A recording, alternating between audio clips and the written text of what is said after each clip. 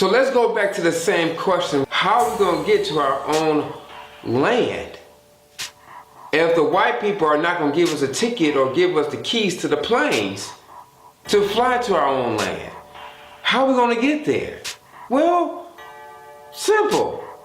I got the answer for you. But you got to be willing to hear it. We have to go back to the beginning. We have to go back to what? 1942.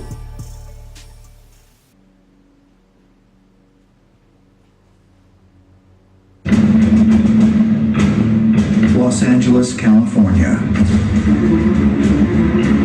In the early months of 1942, the city was on edge.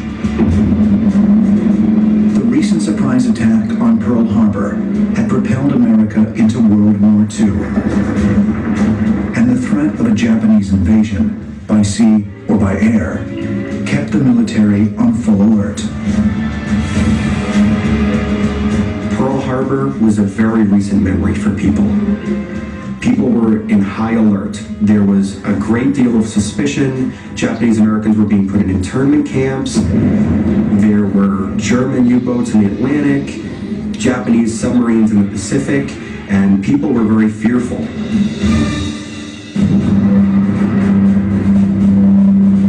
In a well-organized defense operation, air raid wardens and the Coast Guard were monitoring the Pacific shoreline as never before. The war had started. I was a 13-year-old kid, and this one night, which was February 1942, the sirens started wailing in the middle of the night. Blackout. And we'd had several blackouts before this. On February 25th, between the hours of 3:12 and 4:15 a.m., the 37th Coast Artillery Brigade in Los Angeles fired off a barrage of anti-aircraft shells at an unidentified flying object. Watchers on the rooftop of the Columbia Broadcasting Building in the heart of Hollywood could plainly see the flashes of guns and searchlights sweeping the skies in a white arc along the coastal area. I think what woke me up initially was the sound of anti-aircraft guns. I jumped out of bed and my parents were up. My father was an air raid warden. He figured this has to be the real thing. My mother was telling my brother and I, get under the bed, stay there. And of course we got out and we peeked. There was all this firing. It was almost like a 4th of July. I started hearing a lot of loud explosions. My brother and I looked out the bedroom window, saw searchlights twisted and turning in the sky.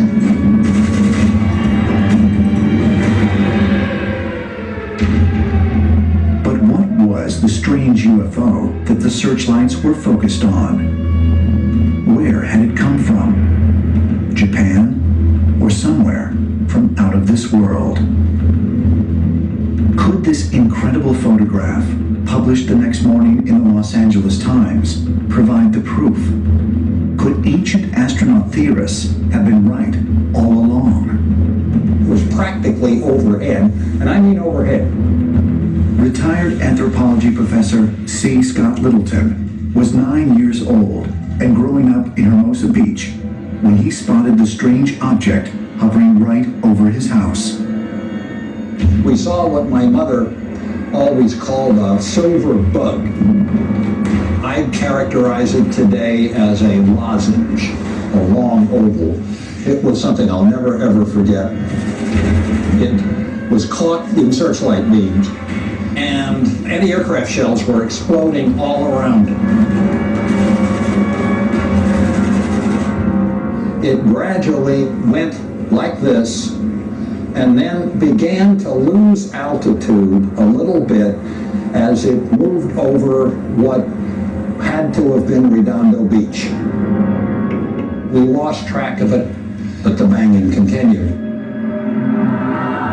And And very quickly afterward, we all saw a flight of planes following the track of the object, going overhead anywhere from 3 to 5 interceptors, clearly piston-driven U.S. planes. No one has ever admitted that those planes were in the sky.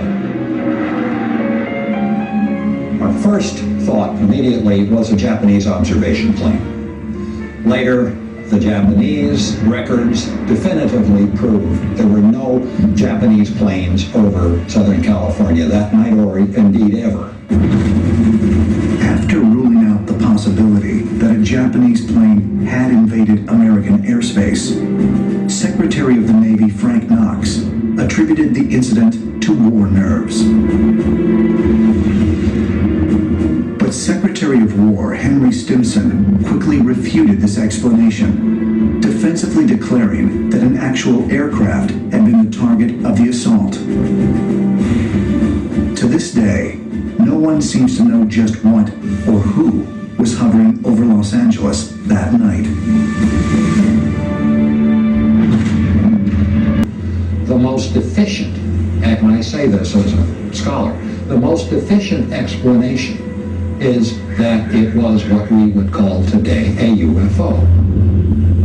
Something not of this world, something that belonged to another technology.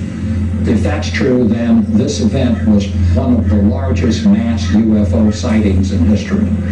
Over 1 million people saw it. But whether it was a UFO or not,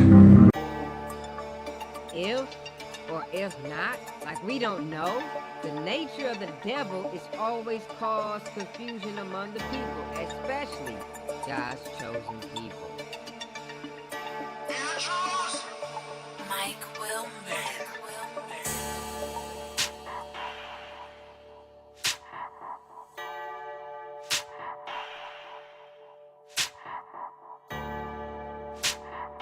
So what does all this mean?